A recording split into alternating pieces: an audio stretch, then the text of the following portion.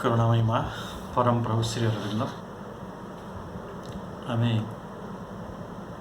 श्री अरविंदर प्रणीत life divine पुस्तकर 10म अध्याय the conscious force चित शक्ति अध्यायर आज आम पंचम क्रम को आसी जो थे आम पाराग्राफ 12 रु आग को पढ़ा आम एपर्यंत जहाँ पढ़ी से आपण को मन पकई दूचे जे आम किभली शक्तिर एक महासमुद्र रूप निराकार अवस्था रही ता भितर गोटे आकुति गोटे प्रयास तैयारी हला फलत रूप ग्रहण करने एवं आकार ग्रहण करने तो सेठू सृष्टि प्रक्रियार जो मूल पंच महाभूत व्योम मरुत अग्नि एवं तापरे अग्नि पर जल तापरे कित माटी किभली भाव में तैयारी हेले से माने किभली भाव में प्रथमे शब्द तापरे स्पर्श तापरे रूप तापरे स्वाद और गंध सहित संयुक्त हेले एवं परे जीव मानकर सृष्टि एवं ये जीव मानकर सृष्टि प्रक्रिया सेमानकर जो इंद्रिय जो थे शब्द शुणा कर्ण एवं स्पर्श पाई आसूची त्वचा बा चर्म तापरे रूप पाई चक्षु एवं स्वाद पाई आसूची जिह्वा एवं नासिका घ्राणेन्द्रिय ये भाव में इंद्रियर विकास होची एवं एथिरे केवल सेतिक नुहे 5टी आध्यात्मिक स्तर कथा ये श्री अरविंद कहते किभली भाव में आम आखिटी दि लाइट ऑफ ट्रुथ को रिप्रेजेंट करुछि आम कानटी गोटे भाइब्रेशन बा नाद ब्रह्म जहाँ आम शास्त्र रे ओंकार बोली कहुई परे नासिका किभली भाव में डिवाइन फ्राग्रांस एक दिव्य सुगंध जोटा आप देखिए ये सुगंधर कथा चमत्कार भाव में कहुई महामृत्युंजय मंत्र रे तो पुणी आम जिते टंग को आसुचु जो जिह्वा को आसुचु सेते से दिव्य स्वाद एवं स्पर्श बेले पुणी आसुचु अंतरंगता आइडेंटिफिकेशन जो सुप्रीम बॉडी जे कि भगवान जो सत्ता जो एक्जिस्टेंस ता सहित मिलन कथा मध्य आइडेंटिफिकेशन रे रोचे इठी श्री अरविंद सांख्य दर्शन जो महत्व और जोटा कस्मिक प्रिंसिपल ऑफ फोर्स अहंकार प्रिंसिपल ऑफ इगो फॉर्मेशन कथा कहते आधुनिक विज्ञान परवर्ती समय नेचर इज फोर्स प्रकृति ही शक्ति ये कथा कही एवं आमे केउं जटिल रहस्यमय प्रक्रिया दे ये रूप शक्ति रूप ग्रहण करिछि से कथा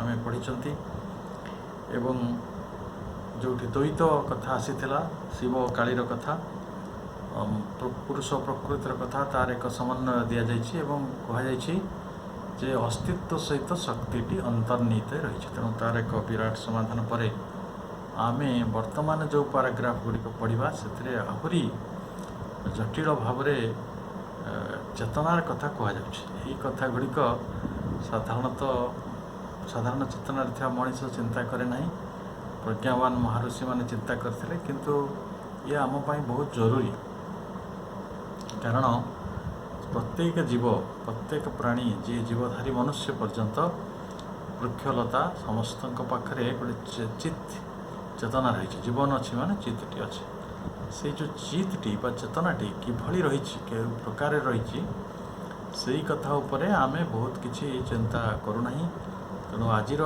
जो अध्याय आम पढ़ा से विषय गभीर भाव में चिंता कराजिवो ये कार्यक्रम को समस्त भाई भौणी मानक जो मैंने अंतरंगतार सहित ये कार्यक्रम को शुणुंट मु समस्त को अंतर स्वागत करुच्ची आम आज अध्ययन ये बाटर आरंभ करवा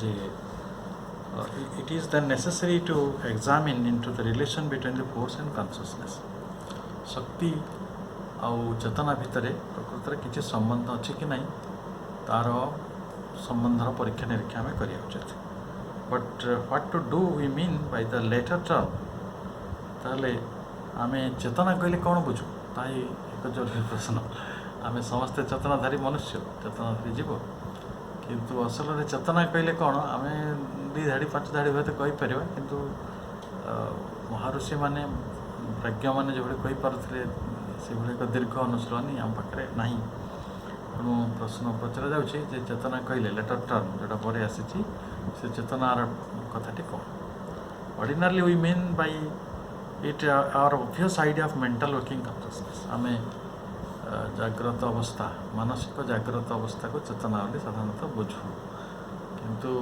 मानसिक जाग्रत अवस्था अपेक्षा आहरी अनेक अवस्था रही चेतनार आम धीरे धीरे ता भर को जावा such as is possessed by the human being during the major part of his bodily existence जिते बड़े मनीष ये जगत रे अच्छी ता पाखरे गोटे शारीरिक अस्तित्व रही जोटा कि बॉडी एक्जिस्टेंस डेथ पर बॉडी एक्जिस्टेंसटा रोना तेणु जिते पर्यंत से जीवन रे अच्छी बॉडी एक्जिस्टेंस रे अच्छी शरीर अस्तित्व रे तो ता पाखरे गोटे जाग्रत चेतना को से अधिकार कर रही mental waking consciousness when he is not asleep stunned or otherwise deprived of his physical and superficial methods of sensation ताले आमर जो शरीर चेतनाटा कौ अवस्था रही था जदि जड़े मनीष शोई पड़े ता शरीर चेतनाटा बहुत भाव में रहे ना प्रायतः रहे ना से फरगेट कर जाए निज बॉडीटा समस्ते गभीर निद्रा शोई पड़े आम कहूँ स्लीपिंग एस्लीप तापर स्टंट जड़े जब गोटे प्रकार अबाक हो जो मूर्छा हो जाए से जगार तार शरीर चेतनाटी रोना अब अन्य उपाय सब अवस्था अच्छी जो अवस्था deprived of his physical and superficial methods of sensation आम जो सेंसेशन कहले बुझे इंद्रिय अनुभूति आम इंद्रिय अनुभूति पाइबारे जदि आम कि बाटर वंचित हो जाऊ जमीक गोटे कोमा स्टेज रही गोटे कौन जड़े जमी मूर्छार अवस्था रहा सामूहिक मूर्छार अवस्था भी अच्छी आउ जड़े शोई पड़ी ये सब अवस्था जड़े तार सेंसेशन गुड़िकर जो डायरेक्ट जो प्रत्यक्ष अनुभूति हूँ इंद्रिय अनुभूति सीटा हे तो नई पारे in this sense it is plain enough that consciousness is the exception and not the rule in the order of the material universe तेणु आम यही बुझी पारे स्पष्ट भाव में इन प्लेन जे कॉन्शियसनेस इज ए एक्सेप्शन ये जो चेतना गोटे व्यतिक्रम ताले साधारणतः से व्यतिक्रमटी कौन बड़ा आप पचारे एक्सेप्शनटा केमी है आउ मेटेरियल यूनिवर्स जोड़ा जड़ जगत रही विश्व तो बाय एंड लार्ज मेटेरियल तेणु ये मेटेरियल यूनिवर्स रे आपण यहाँ चेतना गोटे तार रूल एंड ऑर्डर नुहे तार स्वाभाविक अवस्था नुहे ये गोटे चेतना गोटे आश्चर्यजनक घटना यहाँ नुआ कथाटे यहाँ मेटेरियल वर्ल्ड रे संगठित हम गोटे मेंटल वर्किंगटा प्रकृत में कौन जदि आम बुझुत भाई मेंटल वर्किंग ताले से कौन प्रकृत से जागृति अवस्था कौन आम तो आम शरीरटा तो जड़ आम आखि कान नाक जहाँ सब इंद्रिय मान रही से गुड़े तो जड़ आम मन पर्यंत जड़ ताले कौटी गोटे चेतना अच्छी जे जी कि मेटेरियल यूनिवर्स ठार टिके अलग एलियन टिके अलग अच्छी से कथाटी आम आलोचना करुँ we ourselves do not always possess it आम सब बेले ताले ये चेतनाटी को धारण करूना ताले मेंटल जो एवकेनिंगटा से सब बेले हो ना मेंटल एवकेनिंग सब बेले हो ना केवे केमिति घटुची ना साधारणतः आम गोटे प्रकार मूर्छित अवस्था ମୂର୍ଚ୍ଛିତ କହିଲେ କ'ଣ ଗୋଟେ ଅଜ୍ଞାନତାର ଗୋଟେ ବିସ୍ମରଣ ଅବସ୍ଥା, ସେଇଟା ବି ଚାଲିଯିବା। କେବେ କେବେ ଆମେ ଅନୁଭୂତି ଗୁଡ଼ା ନେଉଥାନ୍ତି, କିନ୍ତୁ ଅନୁଭୂତି ଗୁଡ଼ାକ ଯଦି ଗୋଟେ ପାଶବିକ ଅନୁଭୂତି ଆମେ ନେବା, ଧରନ୍ତୁ ଖାଇବାରେ ଗୋଟେ ଆନନ୍ଦ ଅଛି, ଶୋଇବାରେ ଗୋଟେ ଆନନ୍ଦ ଅଛି, ସେ ଆନନ୍ଦଟାକୁ ଡିଭଏଡ଼ କରିଦେଲେ, ଛାଡ଼ିଦେଲେ ଆପଣଙ୍କର ଅନୁଭୂତିଟି ମାନେ ମେଣ୍ଟାଲ ୱେକେନିଂ ଭିତରେ ଆସିବ ନାହିଁ। ଏଇଟା ଗୋଟେ ପ୍ରାଣିକ ହେଇଯିବ ଜିନିଷ ଗୁଡ଼ିକ, ମେକାନିକାଲ ହେଇଯିବ, ସିଧା କଥା ମେକାନିକାଲ। ତେଣୁ ଯେଉଁଟା ମେକାନିକାଲ ସେଇଟା ଜଡ଼, ସିଏ ଖାଲି ରିପିଟେସନ୍ ହେଉଥିବ, ଆପଣଙ୍କୁ କିଛି ଆନନ୍ଦ ମିଳୁନଥିବ। ମାନେ ବହୁତ ଦିନ ତଳେ ଜଣେ ଋଷିଙ୍କୁ ଶୁଣୁଥିଲି, ସେ କହୁଥିଲେ ଯେ ଯଦି ପ୍ରାର୍ଥନା ବି ଆମ ଭାବ ସହିତ ସମ୍ପର୍କ ରହୁନାହିଁ, ତାହେଲେ ପ୍ରାର୍ଥନା ବି ମେକାନିକାଲ ହେଇଯିବ, ଜଡ଼ ହେଇଯିବ। ଆପଣ ଗାଉଥିବେ କିନ୍ତୁ ଆପଣଙ୍କ ଭିତରେ କିଛି ଭାବନା ହିଁ ଆସୁନଥିବ, ଅଭାବାନ୍ତର ହେଉନଥିବ। ତାହେଲେ ଯାଉ ଏଇ ମଣିଷ ଗୁଡ଼ିକ ଏଇ ଜଗତରେ ଯେଉଁମାନେ ଅଛନ୍ତି, କାରଣ ଆମେ ସମସ୍ତେ ଗୋଟେ ମେଟେରିଆଲ ୟୁନିଭର୍ସର ବାସିନ୍ଦା, ସେ ମେଟେରିଆଲ ୟୁନିଭର୍ସ ଭିତରେ ଚେତନା ଭଳି ଗୋଟେ ସମ୍ବନ୍ଧ, ଗୋଟେ ବହୁତ ମହତ୍ତ୍ୱପୂର୍ଣ୍ଣ ଗୁରୁତ୍ୱପୂର୍ଣ୍ଣ ବିଭାବ ଆମ ଜୀବନରେ ଅଛି, ତା'ର ଉପସ୍ଥିତି ଅଛି। କିନ୍ତୁ ସେଇଟା ଗୋଟେ ଏକ୍ସେପସନ୍, ଗୋଟେ ଆମ ସମସ୍ତଙ୍କ ଜୀବନ ପାଇଁ ଗୋଟେ ନୂତନ ପ୍ରକାରର କଥା, ନୂଆ କଥା। ତେଣୁ ଆମେ ଯଦି ଭାବୁଥିବା ଚେତନାଟାକୁ ମୁଁ ପୋଜେସ୍ କରିଛି, ମୋ ଭିତରେ ଚେତନା ଅଛି, ତାହେଲେ ସେଭଳି ନୁହେଁ। ବରଂ ଚେତନା ଆମକୁ କ'ଣ କରିଛି, ଏନଗ୍ରସ୍ କରି ରଖିଛି, ଏନଭଲ୍ଭ କରି ରଖିଛି। ତାକୁ ସେ ଚେତନା ଭିତରେ ଆମେ ଅଛୁ। ସତ କହିଲେ ଚେତନା ଜଗତଟା ବହୁତ ବଡ଼। ତ କିନ୍ତୁ ବହୁତ ସମୟରେ ମଣିଷ ଭାବେ ଯେହେତୁ ମୁଁ ଜଣେ ପ୍ରାଣୀ ବା ମୋ ପାଖରେ ଜୀବନ ଅଛି, ମୁଁ ଚେତନାଟାକୁ ଧାରଣ କରୁଛି। But this vulgar and shallow idea of the nature of consciousness, though it still colors our ordinary thought and associations, must now definitely disappear out of intellectual thinking. ଯଦି ଆମେ, ମୁଁ ପୁଣି ଥରେ ଏଠି ଶ୍ରୀ ଅରବିନ୍ଦ ତାଙ୍କ ଧାରଣାରେ କହୁଛନ୍ତି ଯେ what is the necessity of reading this. ଆମେ ଗୋଟେ ଫିଲୋସଫିକାଲ ଥିଙ୍କିଂ ଭିତରୁ ପ୍ରବେଶ କରୁଛୁ, ଗୋଟେ ଦାର୍ଶନିକ ବିଚାର ଆଡ଼କୁ, ଦାର୍ଶନିକ ଚିନ୍ତା ଆଡ଼କୁ। ଯଦି ଦାର୍ଶନିକ ଚିନ୍ତା ଆଡ଼କୁ ଆମେ ଯାଉଛୁ, ତାହେଲେ ଆମର ଅଜ୍ଞାନତାଟା ଦୂର ହେବ, ଡେଫିନେଟଲି ଡିସଆପିୟର। କେଉଁଟା? ଆମର ଅର୍ଡ଼ିନାରୀ ଥଟ୍ ଆଣ୍ଡ ଆସୋସିଏସନ୍ସ। ଆମ ପାଖରେ କିଛି ନିତ୍ୟ ନୈମିତ୍ତିକ, ଗତାନୁଗତିକ, ସାଧାରଣ, ମାନେ ଅତି ମାମୁଲି ଚିନ୍ତା ରହିଛି, ଏବଂ ଆମ ପାଖରେ ସବୁ ମାନେ ସମ୍ବନ୍ଧ ଆସୋସିଏସନ୍ଟାକୁ ଏଠିକି କହିପାରିବା ସଂସ୍କାର। ବହୁତ ବିଲିଫ୍ ସିଷ୍ଟମ୍ ଯେତେବେଳେ ପକ୍କା ହେଇଯିବ ଆପଣଙ୍କର, ସେତେବେଳେ ଏଇଟା ସଂସ୍କାରରେ ପରିଣତ ହେଇଯାଏ, ସେଇଟା ବି ଜଡ଼ ହେଇଯିବ, କାରଣ ଏଇଟା ମେକାନିକାଲ ହେଇଯିବ। ବିଲିଫ୍ ସିଷ୍ଟମ୍ଟା ଯେତେବେଳେ ଜଡ଼ ହେଇଯାଏ, ତ ସେ ବଡ଼ ବିଚିତ୍ର ଅବସ୍ଥା ତିଆରି କରେ। ସଂସ୍କାରରୁ ମୁକ୍ତ କରିବା ପାଇଁ ବି ଆମେ ବେଳେବେଳେ ପ୍ରାର୍ଥନା କରୁ। ତେଣୁ ଶ୍ରୀଅରବିନ୍ଦ କହୁଛନ୍ତି ଏଇ ଯେଉଁ ଧାରଣା ଯେ ଆମେ ଚେତନାକୁ ଧାରଣ କରିପାରିବୁ ବା କରିଛୁ, ଚେତନା ଏକ ନୂତନ କଥା ନୁହେଁ, ତାହେଲେ ସେଇଟା ହେବ ଭଲଗାର, ମାନେ ଅଶୁଦ୍ଧ ଆଉ ସାଲୋ, ଅଗଭୀର ଧାରଣା। ସାଲୋ ଅର୍ଥ କହିଲେ ଏଠି SHALLOW, ଅଗଭୀର ଧାରଣା ଯେଉଁ ସବୁ ରହିଛି ମଣିଷ ପାଖରେ ଚେତନା ସମ୍ପର୍କରେ, ମାମୁଲି, ଅଶୁଦ୍ଧ, ଅଗଭୀର ଧାରଣା ସବୁ ରହିଛି। ଆମେ ଯଦି ତାକୁ ଦାର୍ଶନିକ ଢଙ୍ଗରେ ଚିନ୍ତା କରୁ, ତାହେଲେ ଏଗୁଡ଼ିକ ସବୁ ଆମ ପାଖରୁ ଦୂର ହେବ। For we know that there is something in us which is conscious when we sleep.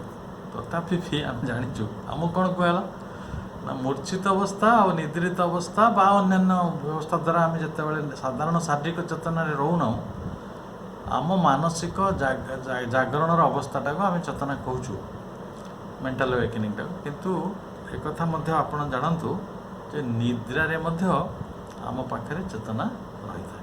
ତାହେଲେ ନିଦ୍ରା ମଧ୍ୟ ଚେତନାର ଏକ ଅବସ୍ଥା, ଯେଭଳି ଜାଗ୍ରତ ସେଇଭଳି ନିଦ୍ରା, ଯେଉଁଟାକୁ ଆମ ଋଷିମାନେ ସୁଷୁପ୍ତି ବୋଲି କହୁଥିଲେ।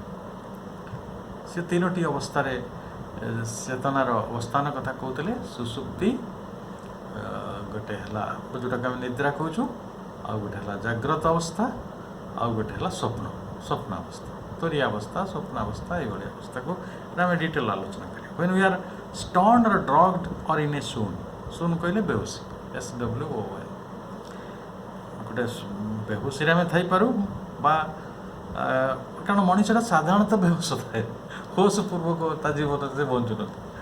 ଅନେକ ସମୟରେ ଦେଖିବେ ଏତେ ବେହୋସ ହେଇକି ଆମେ ବଞ୍ଚୁଥାଉ, ପରଦିନରେ କ'ଣ ଘଟଣା ଘଟିଥାଏ ଆମେ ଭୁଲି ସାରିଥିବା, ପରଦିନ କ'ଣ ଖାଇଥିବା ତାକୁ ଆଜି କହିପାରିବାନି। ତେଣୁ ଗୋଟେ ଅଚେତନ ଅବସ୍ଥାରେ ହିଁ ଗୋଟେ ପ୍ରାଣିକ ଭାବରେ ଗୋଟେ ମେକାନିକାଲି ରିପିଟେଟିଭଲି ଆମେ ବଞ୍ଚିଯାଉ। ତାକୁ ଆମେ ଶୂନ କହିପାରିବା ବା ଷ୍ଟଣ୍ଡ ଯେତେବେଳେ ମୁଁ ଥିବି, ଅବାକ୍ ଥିବି, ମୂର୍ଚ୍ଛିତ ଥିବି, ଡ୍ରଗ୍ଡ, ନିଶା ଖାଇଦେଲେ, ଯେଉଁ ଅଦରୱାଇଜ୍ କଥାଟା ଶ୍ରୀରଙ୍ଗ କହୁଥିଲେ ଏଇଟା ବି ବୁଝିପାରିବେ। ନିଶା ଆଜିର ଏଇ ଅଧ୍ୟୟନ ଯେଉଁ ଆମେ କରୁଛୁ, ଏଠି ପ୍ରସଙ୍ଗ ହେବ କହିବାରେ, ଯେଉଁ ଅନେକ ଲୋକ ଭାବୁଛନ୍ତି ହଁ ମ ନିଶା ଟିକେ ଖାଇଦେଲେ କ'ଣ ଅସୁବିଧା ହେବ, କିନ୍ତୁ ନିଶା ଖାଇଲେ ସେ ପ୍ରକୃତିର ବିରୁଦ୍ଧାଚରଣ କରୁଛି, ମାନେ ବିଶ୍ୱର ବିଧାନର ବିରୁଦ୍ଧାଚରଣ କରୁଛି। କାରଣ ସିଏ ଜବରଦସ୍ତି ନିଜକୁ ଗୋଟେ ଅଚେତନ ଅବସ୍ଥା ଭିତରକୁ ନେଉଛି। ଯେଉଁଟା ଚେତନା ଦିଆହେଇଛି କ'ଣ ପାଇଁ, ତାକୁ ଅନୁଭବ କରିବା ପାଇଁ, ଆନନ୍ଦକୁ ଅନୁଭବ କରିବ, ରହସ୍ୟକୁ ଅନୁଭବ କରିବ, ଜ୍ଞାନକୁ ଅନୁଭବ କରିବ, ଜୀବନକୁ ଅନୁଭବ କରିବ। ତ ସିଏ ତାକୁ ଅନୁଭବ ନ କରି ସେ କ'ଣ କରୁଛି, ରିଜାଇନ୍ କରୁଛି, ପଳାଉଛି, ଗୋଟେ ପଳାୟନ, ଜୀବନରୁ ପଳାୟନ। ତେଣୁ ଏଇଟା ଗୋଟେ ସାମାନ୍ୟ ଘଟଣା ନୁହେଁ। ଏଇଟାକୁ ଆମ ଦେଶ କ'ଣ, ଆମ ସରକାରମାନେ କ'ଣ, ଆମ ରାଜନୈତିକ ବ୍ୟବସ୍ଥା କ'ଣ, ଏମାନେ ସବୁ ସମର୍ଥନ କରୁଛନ୍ତି ଜିନିଷକୁ, ଏଇ ନିଶା ଦ୍ରବ୍ୟର ବ୍ୟବହାରକୁ। ମୁଁ ତ ଭାରତର ଗୋଟେ ରାଜ୍ୟ ଅଛି ଯେଉଁଥିରେ ବର୍ତ୍ତମାନ 85% ଯୁବକ ଡ୍ରଗ୍ ଖାଉଛନ୍ତି ବୋଲି ପାର୍ଲାମେଣ୍ଟରେ ସରକାର କହିଲେ। ତ ଯଦି ଯେଉଁ ଦେଶର 85% ଲୋକ ଅଚେତନ ଅବସ୍ଥାକୁ ସ୍ୱଚ୍ଛାଚାର ଭାବରେ ଯାଉଛନ୍ତି, ତାହେଲେ ଏଇ ବ୍ୟବସ୍ଥା ତ ପଢ଼ିବା ଉଚିତ। ହ୍ୱାଟ୍ ଇଜ୍ କନସିୟସନେସ୍, ଏ ଚେତନାର ଯାତ୍ରା କ'ଣ, କେଉଁଠୁ ଆସିଛି, କେଉଁ ଉଦ୍ଦେଶ୍ୟ ନେଇ ଆସିଛି। କାରଣ ଆମେ ଏଇ ଅଧ୍ୟାୟମାନଙ୍କରେ ପଢ଼ିଛେ ଏଇ ଯେଉଁ ଚେତନାର ଶକ୍ତି, ୟାର ଗୋଟେ ଚିତ୍ ଶକ୍ତି, ୟାର ଗୋଟେ ଉଦ୍ଦେଶ୍ୟ ଅଛି। ତାର ଉଦ୍ଦେଶ୍ୟକୁ ବିଫଳ କରୁଥିବା ଲୋକ ହେଉଛନ୍ତି ନିଶାଗ୍ରସ୍ତ ଲୋକ। ତେଣୁ ଆମର ମନ୍ତବ୍ୟ ଏଇଠି ରଖିବା, ଆମେ ସେ ପଢ଼ିବା ଯେ for we shall know that there is something in us which is conscious when we are asleep। ଆମେ ଯେତେବେଳେ ଶୋଇଥାଉ ସେତେବେଳେ ଆମ ପାଖରେ ଚେତନାର ଗୋଟେ ସାମାନ୍ୟ ଅବସ୍ଥା ଥାଏ। ଯେତେବେଳେ ଆମେ ମୂର୍ଚ୍ଛିତ ଥାଉ, ଯେତେବେଳେ ଆମେ ନିଶା ଖାଇଥାଉ, ଯେତେବେଳେ ଆମେ ବେହୋସ ଥାଉ, in all apparently unconscious states of physical being. ଆମେ ଯଦିଓ ଆମ ଶରୀର ଫିଜିକାଲ୍ ବିଙ୍ଗରେ ଆମେ ଆମର ଯେଉଁ ଶାରୀରିକ ଅସ୍ତିତ୍ୱରେ ବା ଶାରୀରିକ ସତ୍ତାରେ ଆମେ ଅନକନସିୟସ୍ ଷ୍ଟେଟ୍ରେ ଥାଉ, ଅଚେତନ ଅବସ୍ଥାରେ ଥାଉ, ତଥାପି ଆମ ଭିତରେ ଗୋଟେ ଚେତନା ଗୋଟେ ଜିନିଷଟେ ରହିଛି। ଯଦି ନ ରୁହନ୍ତା ତାହେଲେ ଆପଣ ଦେଖିବେ ନିଦ୍ରା ସମୟରେ ଆପଣଙ୍କୁ ଗୋଟେ ବହୁତ ବଡ଼ ଅନୁଭୂତି ବି ଆପଣ ଜାଣିପାରିବେ, ଟିକେ ଟିକେ ଜାଣିବେ। କେମିତି ଜଣେ ଶୋଇଥିବ, ଆପଣ ତା ପାଖକୁ ଗୋଟେ ଖୁବ୍ ବଡ଼ ଅସ୍ତ୍ର ନେଇକି ତା ପାଳି ଯାଆନ୍ତୁ, ଯେତେବେଳେ ନିହାତି ଅଚେତନ ଅବସ୍ଥା ଜାଣିପାରିବନି, କିନ୍ତୁ ଟିକିଏ ଯଦି ସାମାନ୍ୟ ଜାଣିଥିବ ଜାଣି ବି ହେବ। ବହୁତ ସମୟରେ ଆମେ ନିଦ୍ରା ସମୟରେ ଆସୁଥିବା ବଡ଼ ବଡ଼ ବିପଦ ଗୁଡ଼ାକୁ ବି ଏଇ ଚେତନା ବଳରେ ଦୂର କରିପାରୁ। Not only so, କେବଳ ସେତିକି ନୁହେଁ, but we may now be sure that the old thinkers were right when they declared that even in a waking state what we call then our consciousness is only a small selection from our entire conscious being। ତେଣୁ ଆମେ ଯେଉଁ ଚେତନା ସତ୍ତା, ଆମ ଚେତନା ସତ୍ତାର ଏଇ waking ଷ୍ଟେଟ୍ଟା, ଯେଉଁ ଜାଗ୍ରତ ଅବସ୍ଥାଟା ଗୋଟେ ସବୁ କିଛି ନୁହେଁ, only a small selection from our entire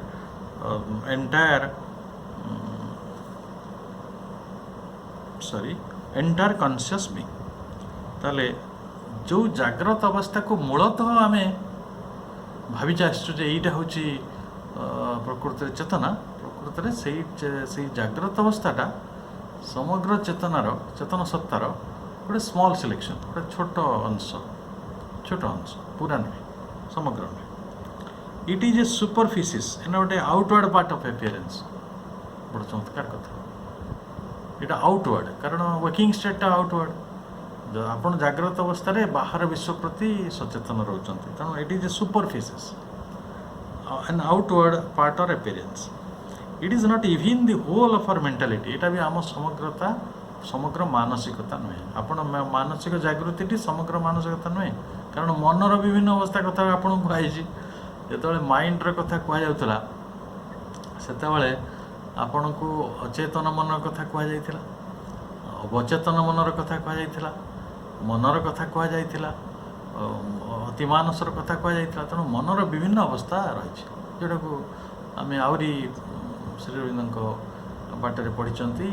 ordinary mind, higher mind, illumine mind, over mind and super mind. ତେଣୁ ମନର ଯଦି ଏଇଭଳି ଅବସ୍ଥା ଥାଏ, ତାହେଲେ ଜାଗ୍ରତ ମନଟା କେତେ ପର୍ଯ୍ୟନ୍ତ ଯାଉଛି? ଏ ପାଞ୍ଚଟା ମେଣ୍ଟାଲିଟି ଯେଉଁ ରହିଲା, ମାନେ ମାନସିକତା, এই ମାନସିକତାରେ ବି ଏଇଟା ପୁରା ନୁହେଁ। ତାହେଲେ ଆମ ପୁରା ଚେତନ ସତ୍ତାର କେମିତି ଜାଗ୍ରତ ଅବସ୍ଥାଟା ପୁରା ହେଇପାରିବ? ତେଣୁ ଜାଗ୍ରତ ଅବସ୍ଥା ଭିନ୍ନ ଆହୁରି କିଛି ଅବସ୍ଥା ଚେତନାର ରହିଛି, ଯେଉଁ ବିଷୟରେ ମଣିଷର ଅନେକ ସମୟରେ ସଚେତନ ହୁଏ ନାହିଁ।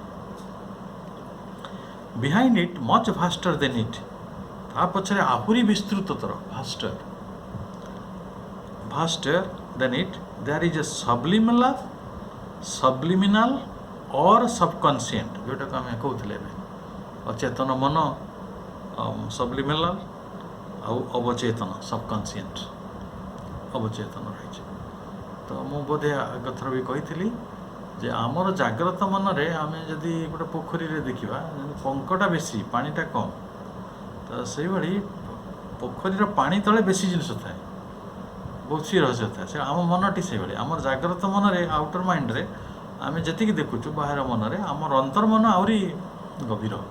କାରଣ ଅନ୍ତର୍ମନଟା ଆମେ ଆଣିଛୁ କେଉଁଠୁ, ଯେଉଁ ହଜାର ହଜାର ଜନ୍ମର ପ୍ରକ୍ରିୟା, ମାନେ ଗୋଟେ ପରିଣତି ସ୍ୱରୂପ ଏଇଟା ଆସିଛି।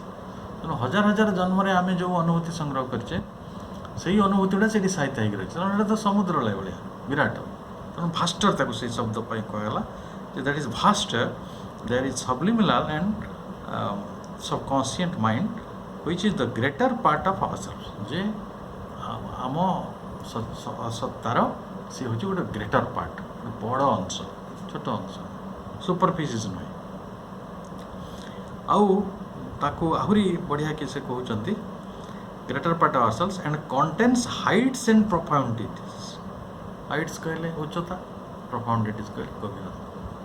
ତେଣୁ ଯଦି କିଛି ଆମ ମନରେ ଅବଚେତନରେ ହିଁ ଗଭୀରତା ରହିଛି, ଆମର ଅଚେତନତାରେ ସବଲିମିନାଲ ଯେଉଁ ସୂକ୍ଷ୍ମତର ଅବସ୍ଥା, ସୂକ୍ଷ୍ମ ମନରେ ବେଶୀ ପ୍ରଫାଉଣ୍ଡିଟିଜ୍ ଗଭୀରତା ରହିଛି, ଉଚ୍ଚତା ରହିଛି।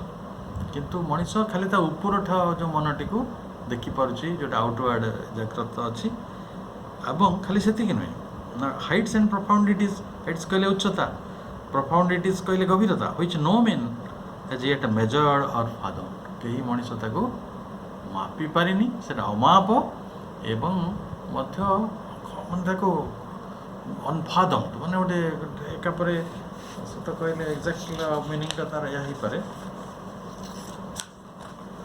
ଅନଫାଦମ୍ଡ ମାନେ ହେଲା ଯେ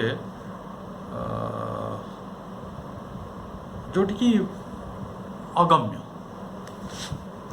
ସେ ଅତଳ ତଳ, ଯେମିତି ଗୋଟେ ଅତଳ ତଳ, ଗୋଟେ ସମୁଦ୍ରର ଏପରି କିଛି ଗଭୀରତା ଥାଏ ଯେଉଁଠି ମଣିଷ ପହଞ୍ଚି ପାରିବନି, ସେଇଟା ଫାଦମ୍ଡ ଆମେ କହିପାରିବା, ଯେଉଁଠି ସେ ପହଞ୍ଚି ପାରୁନାହିଁ, ଅପହଞ୍ଚ ହେଇକି ଅଛି, ପ୍ରକୃତରେ ଅପହଞ୍ଚ ହେଇକି ଅଛି। କାରଣ ମଣିଷ ସେ ତା'ର ଅବଚେତନାରେ ତାର ସେ ସୂକ୍ଷ୍ମ ମନ ସବଲିମିନାଲ ଯେଉଁଟା ହେଇକି ରହିଛି, ତା ଭିତରେ ସେ ପହଞ୍ଚିଯିବ। ହେଲେ ବହୁତ ଆମେ ଯେଉଁ ବଡ଼ ମଣିଷ, ପ୍ରତିଭାବାନ ମଣିଷ, ନୋବେଲ ପ୍ରାଇଜ୍ ପାଉଥିବା ମଣିଷ, ସବୁ ବିସ୍ମୟ ମଣିଷ, ପ୍ରକାଣ୍ଡ ମଣିଷ, ସବୁ କଲସସ୍, ସବୁ କେଉଁଠୁ ଆଣୁଛୁ?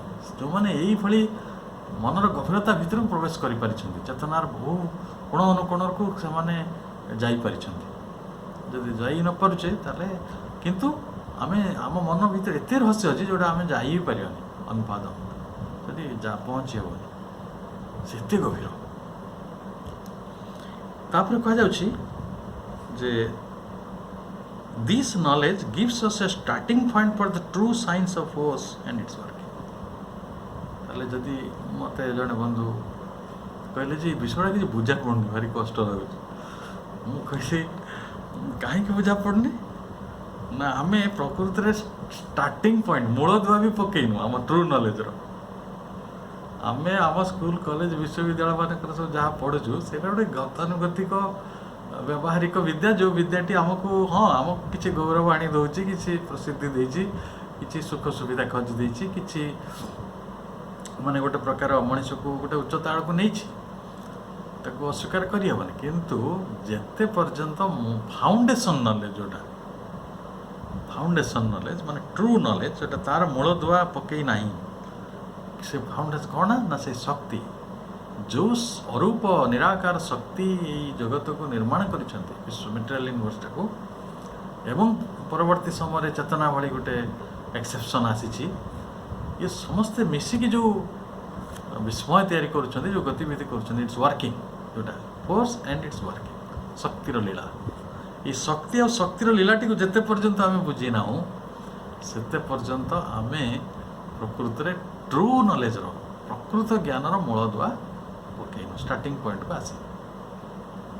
ତାହେଲେ ମୁଁ ଭାବୁଛି ଯେଉଁ ବନ୍ଧୁ ଭାବିଲେ ଯେ ଏଇଟା ଗୋଟେ କଷ୍ଟକର କଥା, ତାହେଲେ ତାଙ୍କ ପାଇଁ ଏହା ହିଁ କୁହାଯାଇପାରିବ ଯେ ଆମେ ପ୍ରକୃତରେ କେବେ ନା କେବେ ତ ଆରମ୍ଭ କରିବା, ଷ୍ଟାର୍ଟିଂ ପଏଣ୍ଟକୁ ଆମେ ଆସୁ। ତାପରେ କୁହାହେଉଛି ଇଟ୍ ଡେଲିଭର୍ସ ଅସ୍ definitely from circumscription of the material and from the illusion of the obvious। ये जुग जुग धरी मनीष मुक्ति खोजी, से मुक्ति केमिति आसीबो, से मुक्ति बा निष्कृति आसीबो इट डेलिवर्स अस डेफिनेटली निर्दिष्ट भाव में कौटू ना from the circumscription by the material. तेणु जो भौतिकतार जो सीमा बंधन रही आम निजक कौन भाव गोटे फिजिकाल बीइंग भावुँ, गोटे शरीर भावुँ। गोटे विराट संस्था जाइए जे आमको से उपदेश देले तमें शरीर नुहे तमें आत्मा। अरे यहाँ सहज कथा नहीं भाविबा, जिते खाली गोटे कहीदे हो कि भाया ताको अनुभव करिया हेले आम भौतिकतार जो सीमा बंधन भितर अच्छु ता भीतर मुकुलिया पड़ो। जदि यही ज्ञान को जड़े आसब जे किभली भाव में शक्ति आउ तार क्रिया गुड़ी कार्य होची ताले ओनली कैन डेलीवर तार मुक्ति संभव। तेणु मुकुलिबार बाट मिले आउ कौन हुए आउ आम जीवनटा बा आम विश्व प्रक्रियाटा ये जो जहाँ सब चलती आम देश आंदोलन हो कि आंदोलन को दबे दूसरी बन्या आसूँ बन्या को आम जा सफा कर दूचे पंग पलाऊँ पुणी आम से चाष करुचे आम कौन मैंने गोटे समस्याटा आम समाधान करदे कि तार वर्किंग बिहाइंड तो सहीटा हूँ कौन ना that is illusion of the obvious. सीधा कथा है वास्तवतार मरीचिकार भ्रम, वास्तव मरीचिकार भ्रम। आप वार्ड गुड़ा शुणु मुक्ति it is what is it ना it is illusion of the obvious, illusion of the obvious वास्तवतार गोटे भ्रम विभ्रम ता भीतर मुक्ति मिल पार। कारण जीवन जे माने चेतनाटी बा जड़ विश्वटी मेटेरियल यूनिवर्सिटी शक्तिर जो प्रक्रिया पद्धति गति कर सब गोटे घन रहस्य आनंदर कथा। और जदि से कथाटी आम बुझीपारू ताले आमको मुक्तिबोधटी निश्चित भाव आस। Materialism indeed insist that materialism कहले आम जो मेटेरियलिज्म कहले आम बुझुचु कौन जो जड़वाद जड़वाद प्रकृत में से कथाटा को ही दाबी करुचे इनसिस्ट करुचे कौन दाबी करुचे whatever the extension of consciousness it is a material phenomenon inseparable from our physical organs and not they are utilizer but they are result. ये ट्रू साइंटिस्ट आ मटेरियल जो मैंने आम जोड़ा को कौन को मेटाफिजिसिस्ट अध्यात्मवादी आउ जो प्रकृत विज्ञानी बा जो माने जड़ विज्ञानी से भितर झगड़ाटा ये आरंभ हो जाए। कौन हुए ना से कहती बहुत लोग कहती जे मेटर ये जो इवोल्यूशन प्रक्रिया रे माने शक्ति रू मेटर आसी मानुंट सी पुणी कहते मेटर भीतर कॉन्शियसनेस आसुची हूँ टसल पॉइंट जे मेटर भीतर कॉन्शियसनेस आसूची कि कौन आसूँ आम आग को पढ़ा से कहते कॉन्शियसनेस रो व्याप्ति तार विस्तृति एक्सटेंशन ऑफ कॉन्शियसनेस जहाँ होता ना कहीं it is A material phenomenon या गोटे जड़गत घटना वस्तुक्रम आउ से इनसेपरेबल फ्रॉम फिजिकल ऑर्गन्स से कहते आमर शारीरिक अंग प्रत्यंग अच्छी बोली ये चेतनाटी अच्छी आउ चेतना जो व्यवहार करछि बा ये जो अंग प्रत्यंग गुड़िक आमर चेतना को व्यवहार करमाने परस्पर जितेबाला आमर चेतना अंग गुड़िक रही आम अंग गुड़ रही सत्य जपरी चेतनाटा समाप्त हो भावंतु रहस्यर कि माने गुड़ मंदिर भीतर आम प्रवेश करुछु जे प्रकृत में जदि जीव जगत समाप्त हो जाए जदि आमर ये जो इंद्रिय गुड़िक समाप्त हो जाए चेतना को जो मैंने बुझुंट जानुंट अनुभव करुँच देखुंट शुणुंट प्रकृत में देखा शुणा कथा कहवा ग्रहण करवा ये जो आम जहाँ पढ़ी आसुले से गुड़ा तो चेतनार कथा गोटे बासना हो शुंगी पार्टी कांथटा शुंगी पारुनी गोटे सुंदर पवन हो जहाँ भोगी पार्टी जोटा कि बाकी कांथ बाड़ कर सन्देह ତେଣୁ ଏଇଠି ଯେଉଁ ଚେତନାର କଥା ଆସୁଛି, ତେଣୁ ସେଇ ଯେଉଁ ଜଡ଼ବାଦୀ ମାନେ ସେମାନେ ଜିଦ୍ କରୁଛନ୍ତି, ଇନସିଷ୍ଟ କରୁଛନ୍ତି ଯେ ଚେତନାଟି ଏଇ ଅର୍ଗାନ୍ ମାନଙ୍କ ଠାରୁ, ଏଇ ଯେଉଁ ଅଙ୍ଗ ପ୍ରତ୍ୟଙ୍ଗ ମାନଙ୍କ ଠାରୁ ଅଭିନ୍ନ, ଇନସେପାରେବଲ୍, ତାକୁ ଅଲଗା କରିହେବ ନାହିଁ। This orthodox contention, however, is no longer able to hold the field against the tide of increasing knowledge. এইটা ଗୋଟେ ରକ୍ଷଣଶୀଳ ମତ, ଅର୍ଥୋଡକ୍ସ କଣ୍ଟେନସନ୍ କହିଲେ ଆମେ ମତ ନେଇପାରିବା, ଅର୍ଥୋଡକ୍ସ ତ ବୁଝୁଛେ ରକ୍ଷଣଶୀଳ ମତ, କ'ଣ କିନ୍ତୁ ଏଇଟା ରହିପାରୁନାହିଁ। It is no longer able to hold, ସେ ଧରି ଏଇ ଯେଉଁ ଜ୍ଞାନଟିକୁ ସେମାନେ ପ୍ରକୃତରେ ବେଶୀ ସମୟ ଧରିକି ରଖିପାରୁନାହାନ୍ତି। କେତେବେଳେ ନା ଦି ଟାଇଡ୍ ଅଫ୍ ଇନକ୍ରିଜିଂ ନଲେଜ, ଜ୍ଞାନର ବହୁ ବଡ଼ ତରଙ୍ଗ ସବୁ ଆସୁଛି, ବଡ଼ ବଡ଼ ତରଙ୍ଗ ସବୁ ଆସୁଛି, ଇନକ୍ରିଜିଂ ନଲେଜର ଟାଇଡ୍, ଯେଉଁଟାକୁ ଆମେ କ'ଣ କହିବା, ଜ୍ଞାନର ଯେଉଁ ବିରାଟ ଉତ୍ତୁଙ୍ଗତା, କେତେ କେତେ ନୂଆ ନୂଆ କଥା ସବୁ ଆସୁଛି। ଆଜି ଆମେ କେତେ କେତେ କମ୍ପ୍ୟୁଟର ଠାରୁ ଆରମ୍ଭ କରି ଆର୍ଟିଫିସିଆଲ ଇଣ୍ଟେଲିଜେନ୍ସ ଠାରୁ ଆରମ୍ଭ କରି ମଣିଷ ଯୋଉଠି ଯୋଉଠି ସବୁ ପହଞ୍ଚିଛି, ସେଇ କଥା ଗୁଡ଼ିକ ପ୍ରମାଣିତ କରୁଛି ଯେ ଚେତନାଟା ଆମର ଏଇ ମେଟେରିଆଲ ୟୁନିଭର୍ସ ଠାରୁ ସେ ଗୋଟେ କେମିତି ଡିସେଣ୍ଟ ଏକ୍ସେପସନ୍, ସେ ଗୋଟେ ଅଲଗା କଥା। ଆମେ ଯେଭଳି ଦାବି କରୁଛୁ ଯେ ଆମର ଆଖି ଅଛି ମାନେ ଆମେ ଦେଖୁଛୁ ମାନେ ଚେତନାଟା ଅଛି, ସେପରି ନୁହେଁ।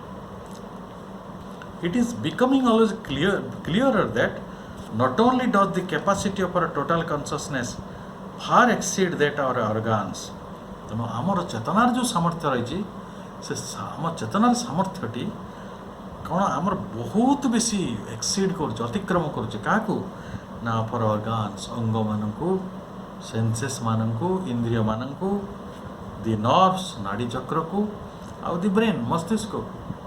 ଆମ ମସ୍ତିଷ୍କ ଠାରୁ ଆରେ ପ୍ରଥମେ ଚିନ୍ତା ହୁଏ କି ପ୍ରଥମେ ମନଟା ହୁଏ? ଏଇ ହେଉଛି ଗୋଲକ ଧନ୍ଦା, ଯେମିତି ଅଣ୍ଡା ଆଉ କୁକୁଡ଼ାର, କୁକୁଡ଼ା ଆଗେ କି ଅଣ୍ଡା ଆଗେ। ଯେ ପ୍ରକୃତରେ ଚିନ୍ତା କରିବା ଭଳି ଗୋଟେ ବସ୍ତୁ ଥିବାରୁ ହିଁ ମନ ଭଳି ଗୋଟେ ଯନ୍ତ୍ର ଅଛି, ଦେଖିବା ଭଳି ଗୋଟେ ସାଧନ ଥିବାରୁ ହିଁ ଆଖି ଭଳି ଗୋଟେ ସାଧନ ତିଆରି ହେଇଛି। ତେଣୁ ପ୍ରଥମେ ଦୃଶ୍ୟ, ତାପରେ ଚକ୍ଷୁ ହେବ ନିହାତି। ଆକାଶ ଯେତେବେଳେ ନିର୍ମାଣ ଯେତେବେଳେ ଆଦୌ ଚକ୍ଷୁ ନଥିଲା, କିନ୍ତୁ ଆକାଶ ଏକ ଦୃଶ୍ୟ ହେଇସାରିଥିଲା। ତେଣୁ ଆମ ଚେତନାଟି ବହୁତ, ଆମର ଯେଉଁ ଚେତନାର ଯେଉଁ ସାମର୍ଥ୍ୟ ରହିଛି, ଦ କ୍ୟାପାସିଟି ଅଫ୍ ଆୱାର କନସିୟସନେସ୍, ସେଇଟା ଏଇ ଯେଉଁ ସାଧାରଣ ଅଙ୍ଗ ପ୍ରତ୍ୟଙ୍ଗ, ଇନ୍ଦ୍ରିୟାନୁଭୂତି, ଆମର ଯେଉଁ ନର୍ଭ ସିଷ୍ଟମ୍, ଆମ ବ୍ରେନ୍ ସିଷ୍ଟମ୍, ୟା ଠାରୁ ବହୁତ ଅଲଗା, ବହୁତ ଅଲଗା, ଅତିକ୍ରମ କରେ। But that even for our ordinary thought and consciousness, these organs are only habitual instruments and not their generators. ତାହେଲେ ଯେଉଁ କିଛି ବୈଜ୍ଞାନିକ ଆଉ କିଛି ଚିନ୍ତକ, ବାମପନ୍ଥୀ ଚିନ୍ତକ ବିଶେଷତଃ, ସେମାନେ ଯେଉଁ ମନେ କରନ୍ତି ମ୍ୟାଟର ଭିତରୁ କନସିୟସନେସ୍ ଆସୁଛି, ସେମାନଙ୍କୁ ମୁଁ ଅନୁରୋଧ କରିବି ସେମାନେ ଏଇ କଥା ପଢ଼ନ୍ତୁ ଯେ ସାଧାରଣ ମନ ଭାବୁଛି ଯେ ସେଇଟା ହେଉଛି ହେବିଚୁଆଲ୍ ଇନଷ୍ଟ୍ରୁମେଣ୍ଟ କାହାର, ମାନେ ଯେଉଁ କନସିୟସନେସ୍ କୁ ବ୍ୟବହାର କରିବା ଭଳିଆ ଆମ ଇନ୍ଦ୍ରିୟ ମାନଙ୍କର ଇନଷ୍ଟ୍ରୁମେଣ୍ଟ, ସେମାନେ ସେତିକି ଇନଷ୍ଟ୍ରୁମେଣ୍ଟ, କିନ୍ତୁ ଦେୟାର ଜେନେରେଟର। ସେମାନେ ସେଇ ଚେତନାକୁ ଜନ୍ମ ଦେଇନାହାନ୍ତି ବା ସେମାନେ ତାର ସ୍ରଷ୍ଟା ନୁହନ୍ତି। ଆଖି କେବେ ଦୃଶ୍ୟକୁ ତିଆରି କରିପାରିବ କି? ଆଖି କେବେ ଦୃଶ୍ୟକୁ ତିଆରି କରିପାରିବନି। କାନ କେବେ ଶବ୍ଦକୁ ତିଆରି କରିପାରିବନି। ଏଇଟା ସରଳ କଥା ନା, ଏକଦମ ସରଳ କଥା ନା। ତେଣୁ ଶବ୍ଦ ଥିଲେ ହିଁ କାନ ଭଳିଆ ଗୋଟେ ସାଧନ ଆପଣଙ୍କୁ ଇନଷ୍ଟ୍ରୁମେଣ୍ଟ ଦିଆହେଉଛି, ହେବିଚୁଆଲ୍ ଇନଷ୍ଟ୍ରୁମେଣ୍ଟ, ଯାହାକୁ ନେଇକି ଆମେ ଏ ଚେତନାରେ ପହଞ୍ଚିବା ଯେ ହଁ ଗୋଟେ ଶବ୍ଦ ହେଉଛି, ତ ଏଇଟିଏ ଗୀତ ଗାଉଛି, ଗୋଟେ ମହୁମାଛି ଗୁଣୁଗୁଣୁ ହେଉଛି, ଏଇଟା ଆମେ ଜାଣିପାରୁଛୁ। ଆଉ ସେଇଟାକୁ ଆମେ କ୍ରିଏଟ୍ କରୁନୁ, we are not generating. Consciousness uses the brain which its upward strivings have produced. ତେଣୁ ଚେତନା ମସ୍ତିଷ୍କକୁ ବ୍ୟବହାର କରୁଛି। ଆଉ ସେ ଚେତନା କେମିତି ତିଆରି ହେଇଛି ନା, ଡେଟ୍ ଯେ ଅପୱାର୍ଡ ଷ୍ଟ୍ରାଇଭିଂସ, ମସ୍ତିଷ୍କ ଠାରୁ ଆହୁରି ଗୋଟେ ଊର୍ଦ୍ଧ୍ୱତର ଆକୁତି, ଗୋଟେ ଊର୍ଦ୍ଧ୍ୱତର ପ୍ରୟାସ, ମାନେ ଷ୍ଟ୍ରାଇଭିଂ ହେଲା ଆକୁତି ବା ପ୍ରୟାସ, ସିଏ ତାକୁ ହୁଏତ ତିଆରି କରିଛି। କିଏ କେଉଁଟା ଚେତନାକୁ, ଯେଉଁଟାକୁ ମସ୍ତିଷ୍କ ଜାଣିପାରୁଛି। ମସ୍ତିଷ୍କ ଗୋଟେ ଇନଷ୍ଟ୍ରୁମେଣ୍ଟ ଏଠି। ମସ୍ତିଷ୍କ is not the generator of consciousness. Brain has not produced nor does it use the consciousness. ଯଦି ବ୍ରେନ୍ ଭାବୁଥିବ ଯେ ମୁଁ କନସିୟସନେସ୍କୁ, ଚେତନାକୁ ବ୍ୟବହାର କରୁଛି, ସେ ଚେତନାର ଏକ ଯନ୍ତ୍ର ମାତ୍ର। आम शरीर भी चेतनार एक जंत्र मात्र। तेणु चेतना शक्ति सहित गोटे तादात्म्य लाभ करके आइडेंटिफिकेशन कथा तो मुझे कहती से चेतना और शक्ति से परस्पर सहित गोटे माने कौन उद्देश्यमूलक भाव में सृष्टि को निर्माण करिसेंती से आमको जंत्र भाव आम इंद्रिय मानक आम मस्तिष्क को आम नाड़ी चक्र को से व्यवहार कर किसी आमर अल्प ज्ञान हेले मनीष भाई पके सत्य मस्तिष्क नथिले चेतना तो नहीं मस्तिष्क नथिले चेतनार अस्तित्व कौन पलैज हम There are even abnormal instances which go to prove that our organs are not entirely indispensable instruments. कहीं आपण भावंतु नहीं जे आखि नथिले देखि हबनी आखि नथिले मु आपण हेलेन केलर को ना शुणी सी तो कान को शुभु नथिला से कथा भी कही पार नथिले देखि पार नथिले किंतु बोधे तांको भली अनुभव करथवार मनीष बहुत कम थिले अनुभव पाई इंद्रिय गुड़िक बहुत समय प्रयोजन नुहे आपण भीम भाई गीत तो शुणे शिक्षित कहती जे पाद ना से चलुंट दांत ना से चना खाई दौरान से कान ना से शुणुंट से आखि ना से देखुंट ये तो कथा पढ़ीचु ना तेणु there are even abnormal instances अति प्राकृतिक प्रमाण संभव जे से कथा प्रमाण करिया जे एंटायरली इंडिस्पेंसिबल इंस्ट्रूमेंट नुहति जे अपरिहार्य ना हम नहीं that the heart beats are not absolutely essentials to life तेणु आपण हार्ट बीट बंद हो जाइथिबो किंतु जे जीवनटा रही नथिबो सेपरि नुहे अनेक समय हार्ट बीट बंद होता पुणी चलो जीवन ता बाट बा एपरी अनेक उदाहरण रही अनेक जीवजंतु रही जो मानकर हार्ट तो ना कि जीवन अच्छे आप लता मानक देखु कि अन्य हार्ट अच्छे मनीष भाई तो ना तेणु लंग्स न था कि ब्रीदिंग हो संभव not the organised brain cells to thought तार ब्रेन ना कि थॉट प्रोसेस अच्छी possible our physical organism no more causes or explains thought and consciousness तेणु चिंता और चेतनाटा को आम फिजिकल ऑर्गन आमर जो शारीरिक सत्ता जो अंग प्रत्यंग गुड़िक प्रकृत में एक्सप्लेनेशन करूनी जे भली भाव आपणकर गोटे स्टीम इंजिन क्या द्वारा चलुचे स्टीम द्वारा गोटे इलेक्ट्रिक इंजिन क्या द्वारा चलुचे इलेक्ट्रिसिटी द्वारा तेणु इलेक्ट्रिसिटी आउ स्टीम को आम कौन इंजिन कंस्ट्रक्शन सहित बुझीपर कि एकाथरे जरूरी अच्छे दैट इज ए पार्ट केमिति बाष्पर प्रयोग हम केमिति इलेक्ट्रिसिटी आसिक से कन्वर्टर काम कर किंतु गोटे मेसीन को देखिक इलेक्ट्रिसिटी तैयारी machine is the user of electricity obvious तेणु इलेक्ट्रिसिटी थी बाटर हे तो मेसीन न थी पारे गोटे समय थिला आकाश में बिजुली होता कौन सब इलेक्ट्रिसिटी मेसीन थिला से पाखे ना ना जो स्टीम होता से कौन स्टीम इंजिन आम पाखे थिला नथिला ना तेणु आम शेष कथा को आसवा the force is anterior not the physical instrument तेणु शक्तिटा हूँ आग तापर instrument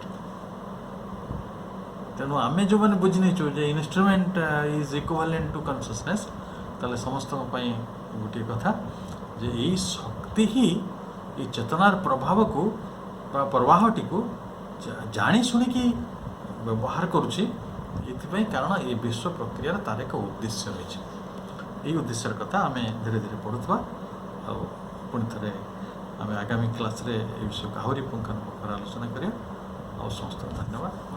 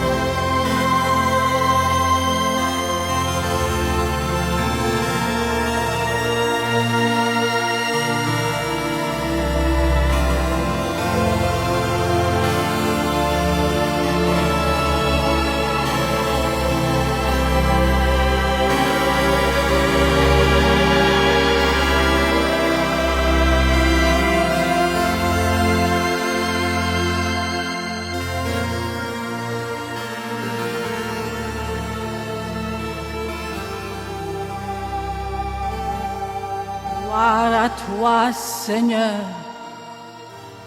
réalisateur suprême. Donne-nous une foi ardente, active, absolue, inébranlable en ta victoire.